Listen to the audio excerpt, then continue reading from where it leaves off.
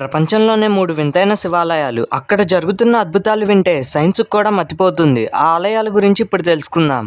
Number 1 గుజరాత్‌లోని Arabia సముద్రం మధ్యలో ఉన్న నిష్కలంక మహాదేవ ఆలయం. ఈ ఆలయం ఎంత చిత్రమైనది అంటే ప్రతిరోజు మధ్యాహ్నం 1 గంట తర్వాత సముద్రం వెనక్కి వెళుతుంది. దాంతో ఈ ఆలయాన్ని చూడవచ్చు. కానీ మరలా సాయంత్రం 7 గంటలకి ఆలయం మళ్ళీ సముద్రంలో మునిగిపోతుంది. ఇలా ప్రతిరోజు క్లైమేట్ కండిషన్స్‌తో సంబంధం లేకుండా సముద్రం ఇలా ముందుకి వెనక్కి వెళ్ళటం శివాజ్ఞగా భావిస్తారు.